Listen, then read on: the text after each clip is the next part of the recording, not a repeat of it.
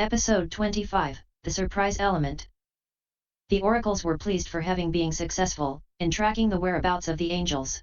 However, they try hard to locate the place where the angels were hiding. They get to know that the angels have been on a visit to some place not known to the civilians. The civilians, who were never involved into political updates, assumed that the angels were in hunt for a new land for expansion, which they conveyed to the oracles, disguised as frogids. The oracles knew that the only way to get them back was to create an explosion beneath the deaf ears of the angels. They teleport back to Nutania and ask their ministry to prepare for a massive siege. The Nutanese army was prepared with modernized siege weapons and a deadly ambush team. To add to that, their combat vehicles were faster than lightning. To enable them to reach quickly, the oracles open a portal that lead the army directly to the borders of Frogid Kingdom. The oracles accompany the army while they all reach their final destination. The guards spot the Nutanese army from a distance and signal the authorities. The army gathers around the guard towers and prepare for ambush. Before the army can reach their gates, the Frogid warriors shoot deadly projectiles at the army and destroy their siege weapons. Finding their siege weapons being destroyed, the enraged oracles prepare their attack. Agneras erects a crater around the kingdom that erupts lava, destroying the fortifying walls. Avani shatters the land, leading to severe tremors that further lead to collapse of the guard towers and the buildings within the kingdom. The aftershocks of the tremors are also sensed in Aztat Shybris, which makes the angels remember exactly the similar situation of the past, as if it was some sort of déjà vu. While the trio had already anticipated this, they too pretend to be shocked. Lord Astita, annoyingly, are you folks again trying to repeat the history? I shouldn't have trusted you after all. You can never improve your ways. Guardian Angel, terrified, please calm down Astita. Believe me, I am too not aware of it. But it does seem like what had happened that day. Lord Astita, do you think I am a fool? It seems like history is repeating. Please. Before I unleash my capable army on you. Get lost. The angels were so terrified that they were not able to utter a word. They knew that they were safe at Aztat Shybris, but were concerned about their kingdom. Guardian Angel, Astita. Please try to understand. We really did not do anything, neither today, nor that day. It was those backstabbers. The oracles. Lord Astita, so even today you think that those oracles have arrived from nowhere? We know that they no more exist. This must be your gimmicks, to scare us. But we are stronger today. Earth Angel, Guardian Angel is right. We are not the culprits. Lord Astita, then who is capable to do this apart from you? Life Angel, shall we go out to find out? They all agree and move out to find the devastation being carried out by the oracles. The angels look terrified and realize what had happened with Aztatians centuries ago was being repeated with their own kingdom now. However, P-Shadows had already begun the secret evacuation of the civilians, long before the attack, while the angels were resting at Aztat Shybris. The elites were suffering and fleeing into the wild, where they enjoyed banishing the rebels. The terrified angels still hiding, request Lord Astita to help them, to which Lord Astita refuses, claiming that it was their personal business, and Aztatians had nothing to do with it. Guardian Angel, Astita. Please help us. Lord Astita, why should I?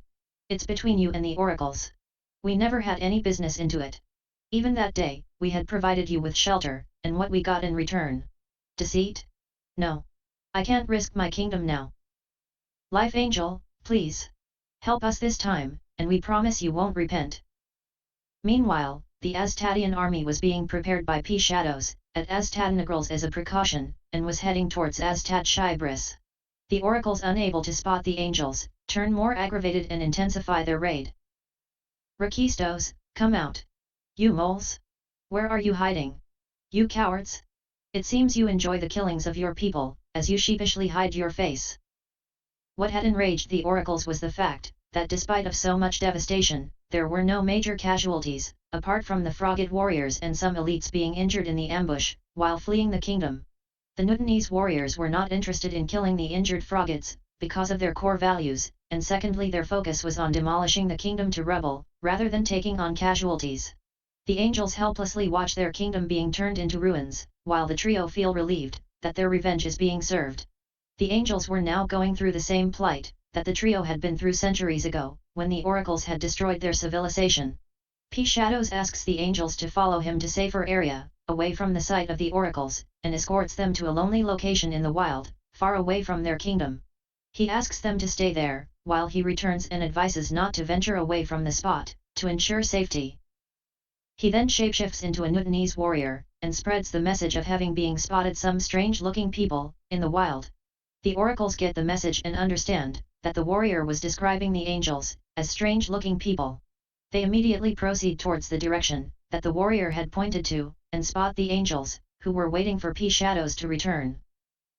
Rakistos, so here you are. What were you thinking? We would just go away sparing you? The angels get stunned on spotting the oracles.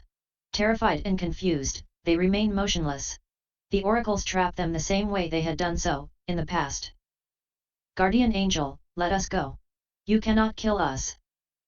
Rakistos, who wants to kill you? We want to take you as our serfs. Our offer still remains the same. Surrender or stay imprisoned. Meanwhile Mother Nature finds out about the ambush, and heads towards the location, where the angels remain trapped. The angels feel relieved to see Mother Nature, and plead her to save them. Guardian angel, Mother. See, what these miscreants have done to us. Please set us free, and punish them. Mother Nature, enough. I have ignored enough of your tantrums. Now it's time to put an end to it. Water angel, yes. You are right. Please put an end to these scoundrels, and save us. Mother Nature, are you really a fool, or pretend to be one? It's time, the oracles vanish, along with their angels. The angels get confused, while the oracles turn enraged, causing Rakistos to shoot a beam at Mother Nature, which she diverts it back to the oracles, trapping them in spirals of the same beam. The trio arrives at the location, followed by the Newtonese army. The oracles, on spotting their general, order him to get the army take down Mother Nature, and the trio. The general commands the army, to shoot venomous neutralizers at Mother Nature and the trio, which are blocked by her and render the attacks in vain. Meanwhile, the Aztadian army arrives at the spot, and a combat erupts between the two armies. The Aztadians, being powerful, and capable in mystical warfare, soon neutralize the Newtonese army and make them surrender. The war leads to heavy casualties, on both the sides, with soldiers badly wounded, and almost about to die. Mother Nature revives the wounded soldiers, bringing the war to an end. The Newtonese by now realize, that they were fighting for a wrong cause, and wonder who were the trio, and the one who had revived their wounded soldiers. Mother Nature, the world has suffered enough. Now no more. This ends today and now. The Newtonese general, oh, great soul! I and my army are thankful to you, and bow with allegiance. Please enlighten us, on who are you, and whom we were serving so long. Mother Nature, I am none other, than the creator of the universe. These scoundrels, whom you see trapped, are my perpetrators. For their personal ego, and evil intentions, they had brought about a greatest imbalance, an era of vice onto the earth, that lead to a massive destruction. And now, when everything was going well, these miscreants still were not satisfied, and were back with their treachery. Now I had enough. No more of mercy. Not any more. The angels and oracles were terrified. They pleaded for mercy. Guardian angel, please. Oh Mother! We are your children. Your descendant. Please have mercy on us. Fire angel, we promise, we shall mend our ways henceforth. Earth angel, we shall re-establish harmony, and never let you down this time. Please release us. Water angel, any ways you have to release us. You cannot leave us this way. After all, we are the angels, and the world will be doomed without us. So, you know very well, that you have to release us. So, do it without further wasting any time. The trio laugh at this foolish behavior of Water Angel, while the other angels put their face down, feeling embarrassed by her misbehavior towards Mother Nature, further reducing the chance of her forgiving them. Mother Nature, you foolish brat! You don't deserve to be an angel. Turning towards the trio. Astita. Prakrit. You know what to do. Prakrit and Lord Astita move towards the angels, covering them, while facing opposite to each other. They stretch their arms, and face their palms towards each other's. The beams of different colors emit out from their palms, and meet at the central position, above the angels, where they merge, giving rise to a huge illuminated cylinder of beams, vertically extending, and covering the angels.